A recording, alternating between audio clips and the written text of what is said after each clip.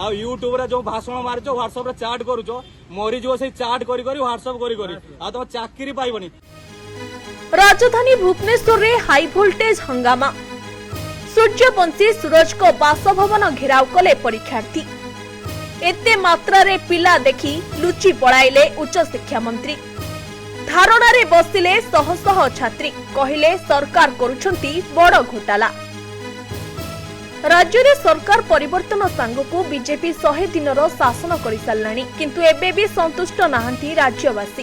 केतेबेले परिबा तेल दर को नै राज्य रे हाहाकार देखा गलानी तो आउ केउठी घोर दुर्नीति देखा गलानी। सरकार बदली हेबा परे राज्यर स्थिति मध्य आहुरी सांघातिक होई जाईछि। वर्तमान राज्य रे आउ एक झड़ सृष्टि होईछि। निकटरे प्रकाशित होइथिबा ओडिशा स्टाफ सिलेक्शन कमिशन परीक्षा रे महा घोटाला होइथिबा नै देखा देइछि उत्तेजना।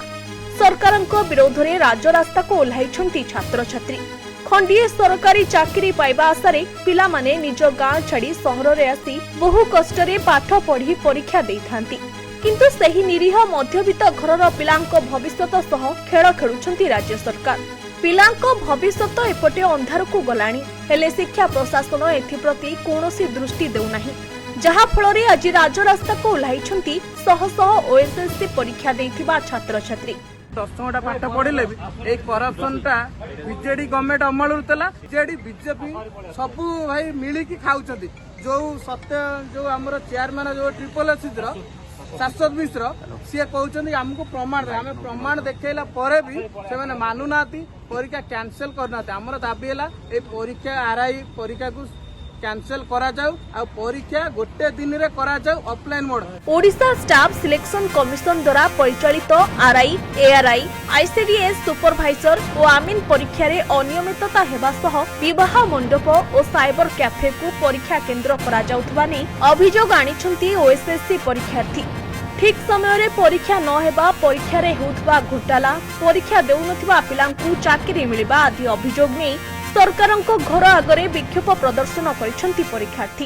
राजरास्ता को आस भुवनेश्वर प्रोटेस्ट कर। बेसिकली ये ठक गवर्नमेंट एग्नेस्ट रे नहले भाई केही गुटे भी चाकरी पाइबनी। आ यूट्यूब रे जो भाषण मारिछ व्हाट्सएप रे चैट करूछ मोरी जो से चैट करी करी व्हाट्सएप करी करी आ तो चाकरी पाइबनी। मनमोहन सामल को हम राती गुटे जाय 30-40 पिला वेट कलु, सीए कहू तुम बीजेपी रो मेंबरशिप हो, तुम चाकरी दरकार नाही। आ जो पिला भाबुचंती ये सरकार भलो करिवो मोरी जीव भाई सब मरी जीव कोली को आउची। थरे भुवनेश्वर आसी के देखो ये ठक माने कोन करूचंती। पर दिन बिक्री होउची, पर दिन करप्शन होउची।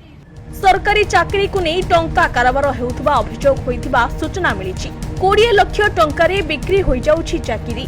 जे टंका देउछि ताकू ही चाकरी मिलुछि। किछि टंका पाई निरीह पिलांक भविष्यत को अंधार रे पकाउछंती सरकार। आ जहा को नहीं आज तीव्र होइछि आंदोलन।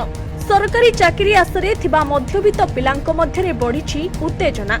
एने भुवनेश्वर रे उच्च शिक्षा मंत्री सूर्यवंशी सूरज को सरकारी बासभवन और स्टेट लाइब्रेरी आगरे विक्षोभ करिसंती परीक्षार्थी। कटक रे मध्य विशाल रैली करी जिलापालक ऑफिस सामना रे धारणा देइछंती पिला। शह शह युवक युवती किए आरआई पई आवेदन करिसंती तो पुणी आउ किए आमीन पई, तो सेहि भली आउ किए आईसीडीएस सुपरवाइजर पदवी पई आवेदन करिसंती।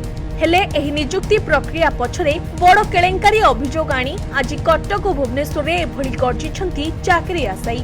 पूर्वरु मध्य सरकारी पदवी पई विभिन्न परीक्षा रे अनियमितता अभियोग करी विक्षोभ प्रदर्शन करि आसुछंती आशायी। हेले एबे आरआई परीक्षा रे होइथिबा अनियमितता सरकारक पई नुआ अडुआ बढ़ाइछि। एने यथाशीघ्र चाकरी नियुक्ति व्यवस्था रे परिवर्तन आनिबा सह ऑनलाइन बदल रे ऑफलाइन मोड रे परीक्षा करबाकु नै दाबी पत्र प्रदान करिसंती परीक्षार्थी। Bureau report news 95 Odia.